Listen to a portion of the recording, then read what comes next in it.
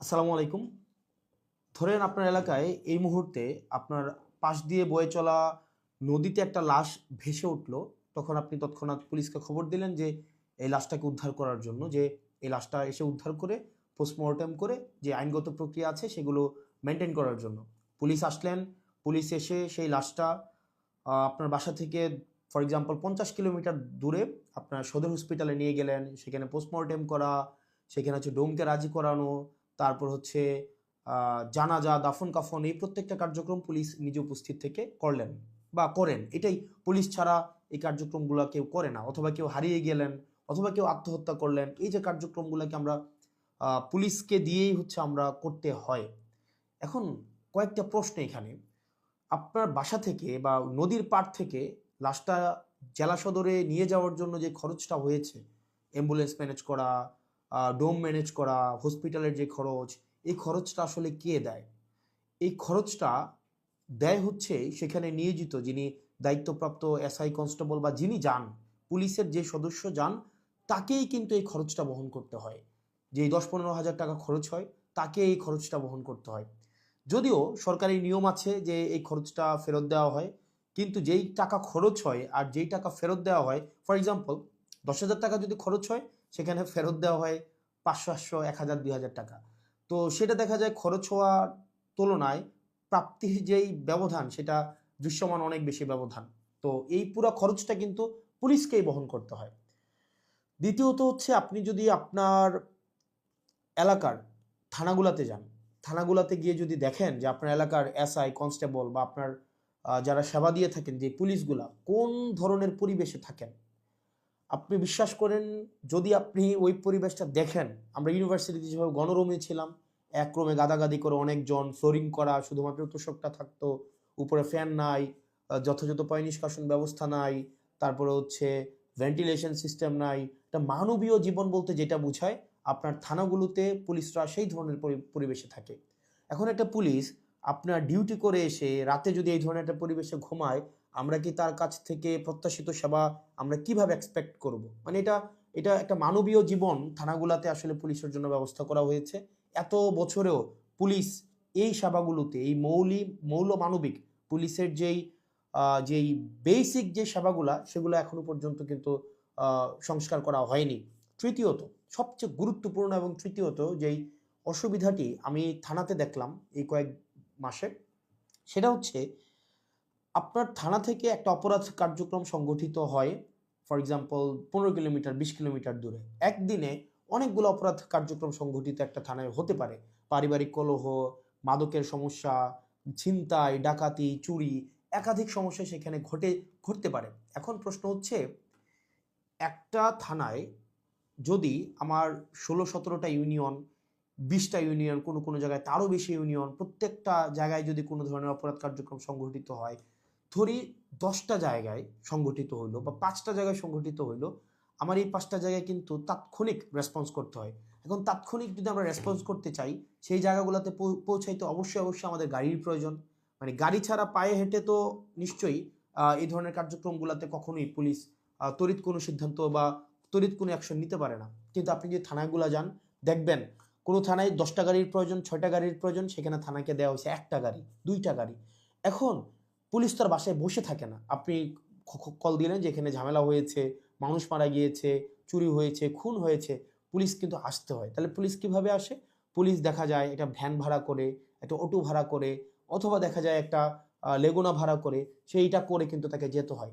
ওই যে ভাড়ার টাকাটা, এই ভাড়ার টাকাটাও কিন্তু পুলিশের পকেট থেকে দিতে হয়। দ্বিতীয়ত, এই যে ভাড়া করে যাওয়া আসা, তার যেই সময় নষ্ট হয়, ক্ষেত্রে দেখা যায় যারা অপরাধ সংঘটিত করে, তারা কিন্তু ইতিমধ্যেই সে জায়গা থেকে চলে যায় এবং আমরা সেবা বঞ্চিত হই। সেজন্য আপনি যদি পুলিশকে যুগোপযোগী করতে চান, পুলিশকে যদি আপনি হচ্ছে তার সেবা তাৎক্ষণিক জনগণের কাছে পৌঁছাইতে চান, অবশ্যই তার ট্রান্সপোর্টেশন ব্যবস্থাটা অবশ্যই যথাযথভাবে করতে হবে। আপনি পুলিশকে ট্রান্সপোর্টেশনের গাড়ি দিবেন না। গাড়ি বলতে এখানে একটা পুলিশকে একটা গাড়ি, এটা বোঝানো হয় নাই। একটা কাভার্ড ভ্যান দেন, একটা ১০টা পুলিশ একসাথে মুভ করতে পারে। তারপর হচ্ছে একটা থানায় যদি আপনি ৫টা ৬টা গাড়ি দেন, তাহলে সেক্ষেত্রে কিন্তু ওই এলাকার অপরাধ কার্যক্রম অবশ্যই অবশ্যই দৃশ্যমান কমে আসবে, কারণ পুলিশ ইমিডিয়েট রেসপন্স করতে পারবে। কারণ পুলিশ যদি ইমিডিয়েট রেসপন্স করতে না পারে, অপরাধ সংঘটিত হয়ে যাওয়ার পরে যদি রেসপন্স করতে হয়, সেক্ষেত্রে দেখা যায় দিন শেষে অপরাধী কিন্তু পালিয়ে যায়। সেজন্য পুলিশের দক্ষতা, পুলিশের সেবা যদি আপনি জনগণের দ্বারগোড়া পৌঁছাতে চান, অবশ্যই অবশ্যই আপনার ট্রান্সপোর্টেশনের ব্যবস্থা উন্নতি করতে হবে। এখন আমাদের বর্তমান বিদ্যমান যে পুলিশ ব্যবস্থা রয়েছে, এই পুলিশ ব্যবস্থার থানাগুলোতে, আমি থানাগুলোর কথা বলবো, থানাগুলোতে তাদের অ্যাকোমোডেশন সমস্যা, তাদের বাসা, তাদের থাকার জায়গা নাই ঠিকঠাকভাবে, গণরুমের মতো তাদেরকে থাকতে হয়, এবং তাদেরকে যে বেতন দেওয়া হয়, এই বেতন দিয়ে যে একটা স্বাভাবিক জীবনযাপন করবে, সেটা কোনোভাবেই সম্ভব না। দ্বিতীয়ত হচ্ছে, আপনি তাকে ট্রান্সপোর্টেশনের ব্যবস্থা করছেন না যথাযথভাবে। আপনি তাকে হচ্ছে দেখা যাচ্ছে যে আপনি তাকে ঢাল তরোয়ার ছাড়া, ট্রান্সপোর্টেশন ছাড়া আপনি অপরাধী ধরতে পাঠাচ্ছেন, টহল দিতে পাঠাচ্ছেন। সেক্ষেত্রে কিন্তু তাকে ট্রান্সপোর্টেশন ম্যানেজ করা এবং সেখানে যে ভাড়া মেটানো, সেটাও কিন্তু তার পকেট থেকেই করতে হয়। সরকার যে অ্যালটমেন্টটা দেয়, সরকার যে বরাদ্দ দেয়, সেটা খুবই খুবই প্রয়োজনের তুলনায় অপ্রতুল। তৃতীয়ত হচ্ছে, আপনি পুলিশে একটা হচ্ছে, আমি অনেকগুলো অফিসারের সাথে কথা বলেছি, রিটায়ার্ড অফিসার, চাকরিরত অফিসার, তাদের সাথে কথা বলেছি। পুলিশে ম্যানেজ করে নাও একটা কালচার আছে, ম্যানেজ করে নাও একটা কালচার। ফর এক্সাম্পল, আপনি কনস্টেবলকে পাঠাইলেন কোনো একটা জায়গায় আসামি ধরার জন্য, সেখানে ৫,০০০ টাকা খরচ হবে যে আসামিটা ধরতে, ট্রান্সপোর্টেশন কস্ট বা তদন্ত এই জায়গাগুলোতে।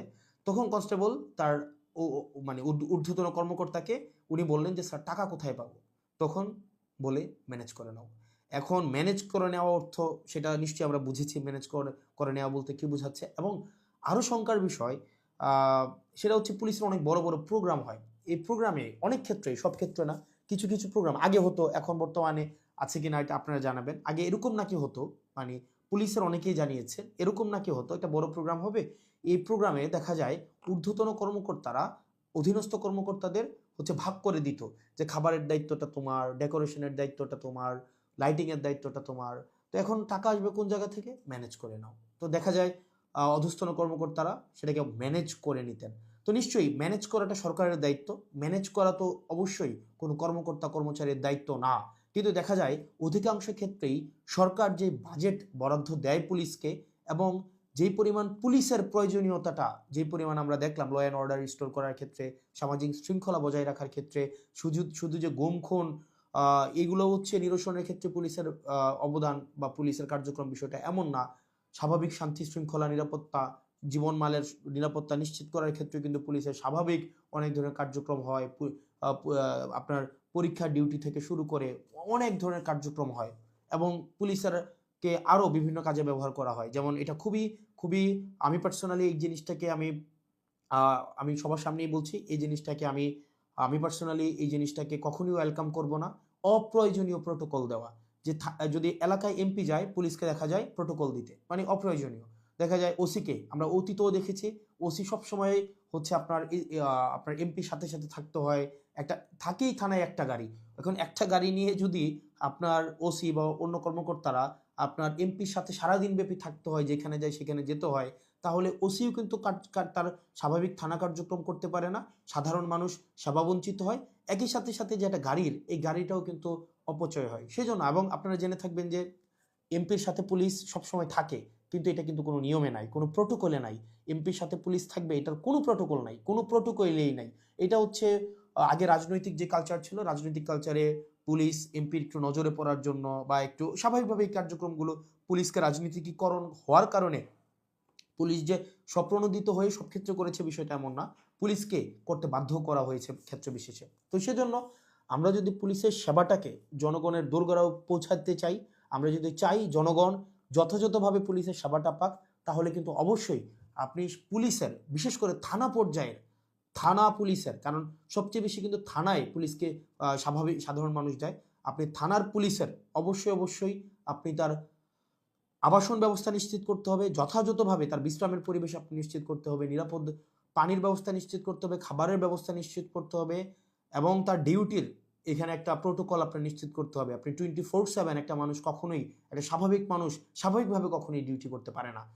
২ নম্বর বিষয় হচ্ছে ট্রান্সপোর্টেশনের ব্যবস্থাটাকে আপনি নিশ্চিত করতে হবে। একটা থানায় একটা গাড়ি দিয়ে একটা থানা কখনোই চলতে পারে না, ২টা গাড়ি দিয়ে একটা থানা কখনোই চলতে পারে না। আপনি পুলিশের উপর চাপিয়ে দিবেন যে ম্যানেজ করে নাও, ম্যানেজ করে নাও।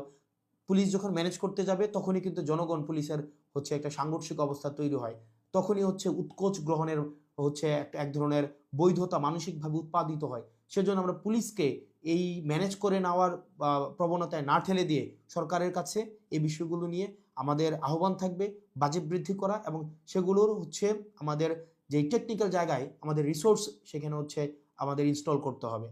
তৃতীয়ত তার মানে অ্যাকোমোডেশন, তারপর হচ্ছে ট্রান্সপোর্টেশন, আর হচ্ছে ৩ নাম্বার যেটা হচ্ছে অযাচিত যেই রাজনীতিকীকরণের যে বিষয়টি রয়েছে সেটি থেকেও পুলিশকে আমাদের মুক্তি দিতে হবে। সাধারণ জনগণ এবং পুলিশের মাঝখানে কোনো মধ্যস্বত্বভোগী থাকা কখনোই উচিত না।